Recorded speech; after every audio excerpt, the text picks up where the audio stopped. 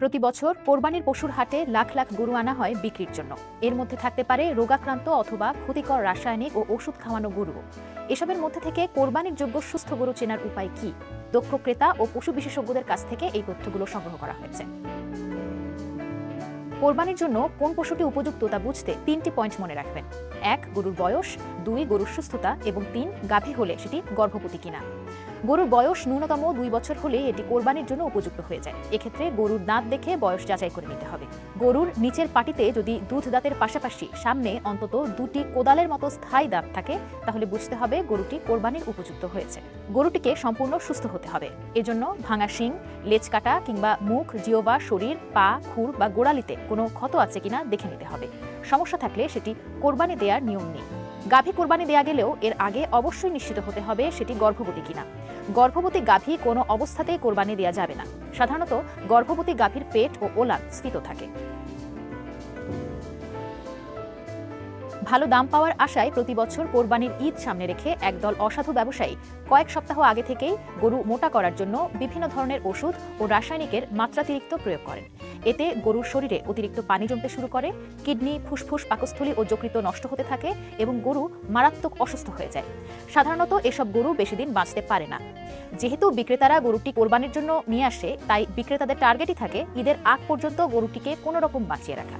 বিশেষজ্ঞরা জানান, স্টেরয়েড দিয়ে মোটা তাজা করা গরু দেখতে আকর্ষণীয়, চকচকে ও হৃষ্টপুষ্ট হলেও আসলে সেগুলো মোটা তাজা হয় না, বরং এসব ক্ষতিকর উপাদান রান্নার পরেও মাংসে থেকে যাওয়ায় সেটি খেলে রোগে আক্রান্ত হওয়ার ঝুঁকি থাকে।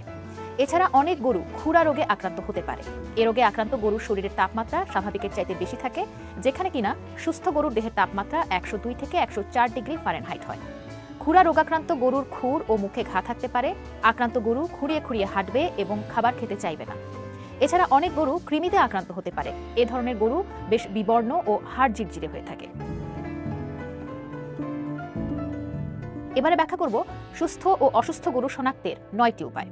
রাসায়নিক বা ওষুধ দেয়া গরুর মাংসপেশি থেকে শুরু করে শরীরের অন্য অঙ্গগুলো অস্বাভাবিকভাবে ফুলে থাকে। শরীরে পানি জমায়, বিভিন্ন অংশে চাপ দিলে সেখানে গর্ত হয়ে দেবে যাবে এবং স্বাভাবিক অবস্থায় ফিরে আসতে সময় নেবে। রাসায়নিক দিয়ে মোটা তাজা করা গরু অতিরিক্ত ওজনের কারণে স্বাভাবিক চলাফেরা বা নড়াচড়া করতে পারে না। গরু ভীষণ ক্লান্ত থাকে এবং ঝিমায়। সুস্থ গরুর গতিবিধি চটপটে থাকে, পারিপার্শ্বিক পরিস্থিতি বুঝে প্রতিক্রিয়া দেখায়, কান ও লেজ দিয়ে মশামাছি তাড়ায়। রাসায়নিক বা ওষুধ খাওয়ানো গরুর শরীরের অঙ্গগুলো নষ্ট হতে শুরু করায় এগুলোর শ্বাস প্রশ্বাস দ্রুত হয়, মনে হবে যেন হাঁপাচ্ছে। অতিরিক্ত স্টেরয়েড দেওয়া গরুর মুখ থেকে প্রতিনিয়ত লালা ঝরবে, কিছু খেতে চাইবে না। সুস্থ গরুর মুখের সামনে খাবার ধরলে সেটা টেনে টেনে খাবে, না হলে জাবর কাটবে। সুস্থ গরুর নাকের ওপরের অংশটি ভেজা থাকবে বা বিন্দু বিন্দু ঘাম জমা থাকবে। অন্যদিকে অসুস্থ গরুর নাক হবে শুকনা। সুস্থ গরুর শরীরের রং উজ্জ্বল থাকবে, গরুর পিঠের কুঁচ মোটা, টান টান ও দাগমুক্ত হবে। সুস্থ গরুর রানের মাংস শক্ত থাকবে, যেখানে রাসায়নিক দেয়া গরুর পা হবে নরম থলথলে। গরুর শরীরে হাত দিয়ে তাপমাত্রা স্বাভাবিকের চেয়ে বেশি মনে হলে বুঝতে হবে গরুটি অসুস্থ। সুস্থ গরুর চামড়ার ওপর দিয়ে কয়েকটা পাঁজরের হাড় বোঝা যাবে। দক্ষ পশু ক্রেতারা দিনের আলো থাকতে থাকতেই গরু কেনার পরামর্শ দিয়েছেন। তাদের মতে রাতের বেলা গরুর এতগুলো বিষয় ঠিকঠাক যাচাই করা সম্ভব নাও হতে পারে। সেই সাথে মোটা গরুর পরিবর্তে সুস্থ গরু কোরবানি দেওয়ার ব্যাপারে আগ্রহী হওয়ার পরামর্শ বিশেষজ্ঞদের। অনেক সময় কৃত্রিম উপায়ে মোটা তাজা করা গরু কোরবানির অযোগ্য হয়ে পড়তে পারে। এক্ষেত্রে দেশি গরু কেনার পরামর্শ দিয়েছেন বিশেষজ্ঞরা, কেননা চাইলেও দেশি গরুকে বেশি মোটা তাজা করা সম্ভব না।